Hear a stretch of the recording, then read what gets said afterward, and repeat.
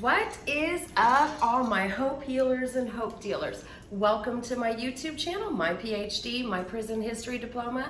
I did 10 years and 8 months in Florida Department of Corrections, and I've been out for 17 years now. Yes. Freedom is our birthright, and God knows I love my freedom. As a matter of fact, I got a new tattoo. It's in Spanish. It's Kim Vive Libre. Kim Live Free and Spanish, and I have it over here in English, and freedom is our birthright.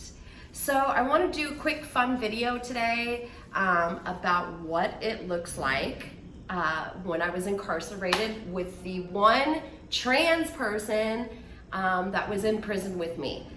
Yeah, we had somebody transitioning in Hernando Correctional Institution. I was incarcerated with him. He was actually my bunkie that slept, so I slept above him and he slept below me. So let me jump right in on what it looked like. So first and foremost, I didn't know anything about transitioning or anything like that. We had a lot of women that looked like men, and we called those women studs. But none of them were transitioning. Every one of them that I'd known for many years were just girls that looked like boys.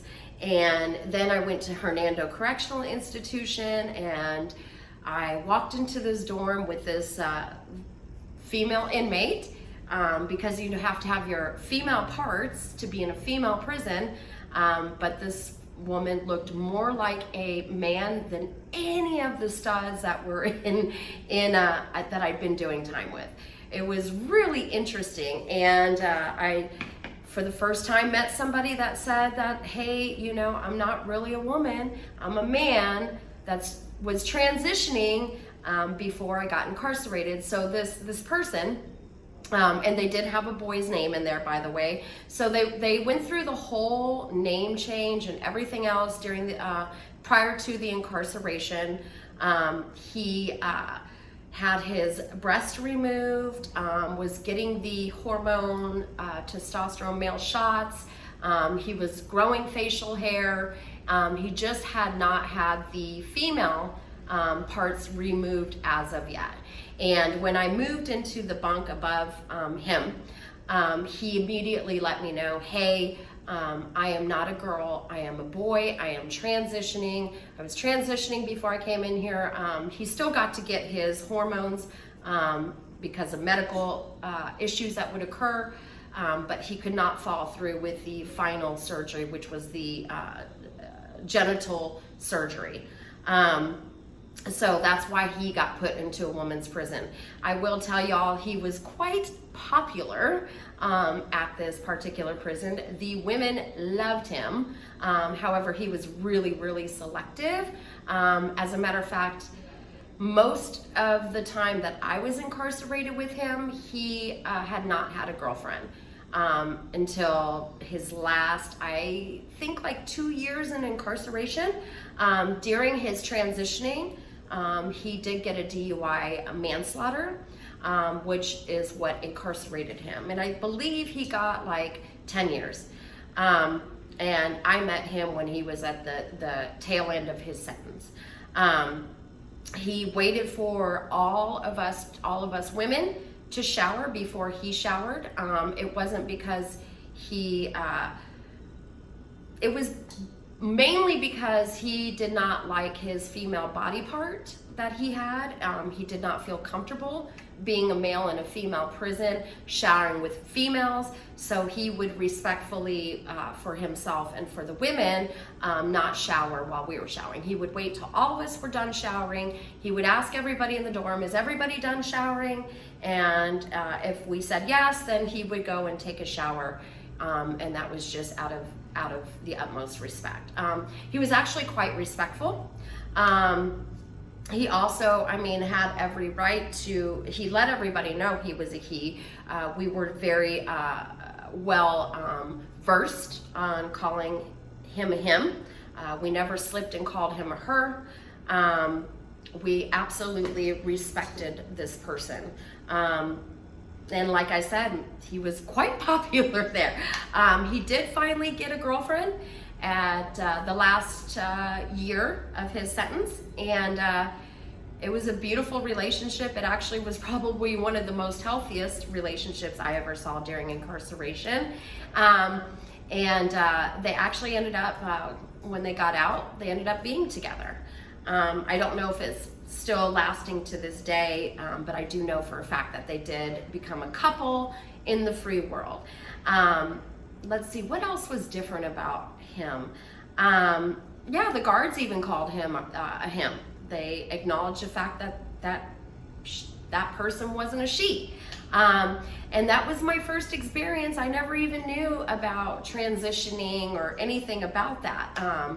He actually taught me what it was like for him to be in a female body, transitioning to a man. Everything about him was a him to me. You know, there was nothing that signified that he was a female.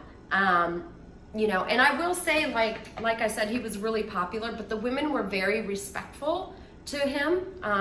You know, they weren't overly assertive with wanting to get with him, but they definitely let him know, hey, I have a crush on you.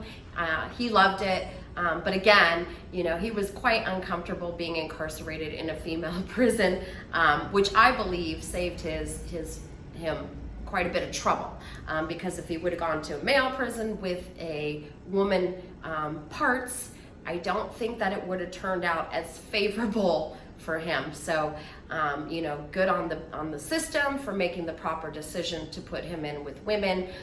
You know, like I said, he was very respectful to us as the women, and we were respectful to him. I will say that he had a lot of angry outbursts, which was more than most, I'll say that. And it wasn't like punching, hitting, or anything like that, but small things would set him off, and I really think that it was due to the hormones.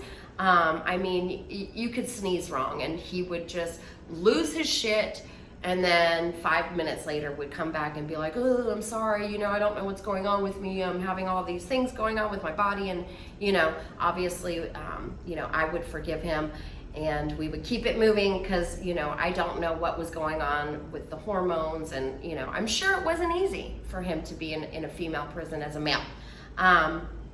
You know, so I wanted to make a quick video about this, because I was sitting there and I was thinking, I'm like, I wonder if most people even realize, like, and let me tell y'all, there was only one person that I had met during the incarceration that was transitioning. You know, like I said, there was a large amount of women that looked like men that were studs. None of them were transitioning. And I would say a lot of the women that did look like men, I would say about 20% of them weren't really gay from the street. They just took on that persona during incarceration, because it helped pay for their canteen. It was one of their hustles. You know, there's a lot of women that portray to be the man, so the girlfriend would take care of them financially. Was one of the bigger hustles in there. Quite interesting, right? Interesting information. But yeah, so this dude, you know, that was in, let's see, what year was that?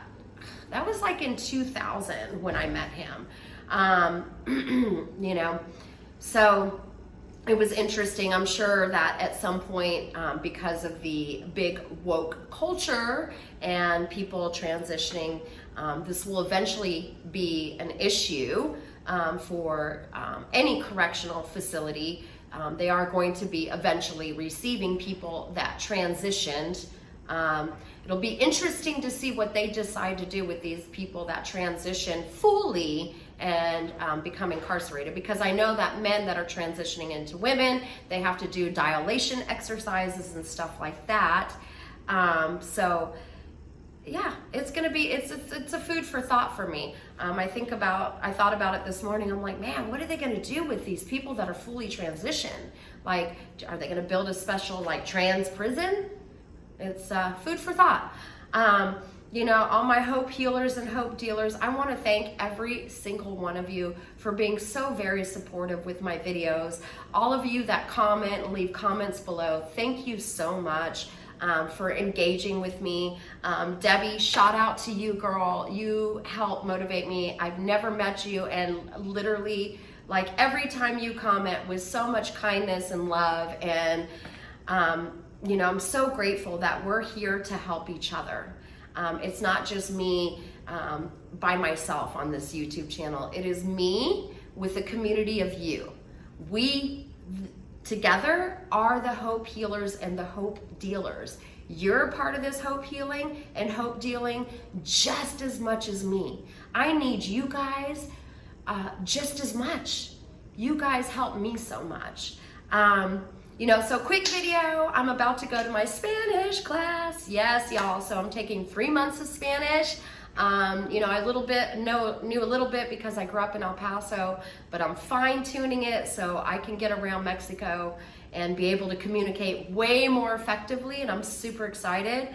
We even have a Spanish book, and I mean, it's a real classroom. It's so much fun, you know, and that's part of my freedom. That is part of my 2024 goal, was to get into a Spanish class and learn the language in the country that I am so grateful that I can live in.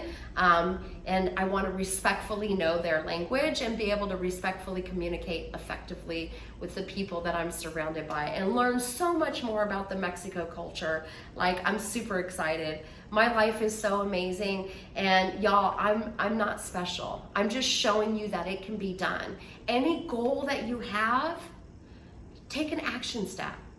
If you think about it and it feels good to you, do it. Do something to make it happen. Because the only person that can stop you is you. And the only person that can cause you to succeed is you. And for me, I know that the right person at the right time is going to find my YouTube channel. And I know at some point that this channel is going to be a game changer for not just 1, 2, 1,000. I in my mind see 1 million people in this community helping each other. We are the ripple effect. One candle can light 1,000, and you know, this is a community of love, hope, and light. So let's take that wick and light it and light each other's candles. All my hope healers and hope dealers, thank you so much for being here. And I hope this interesting little video helped make your day a little bit better and a little bit brighter. And I love all you guys, and wish me luck on my Spanish class. Bye, have a good day.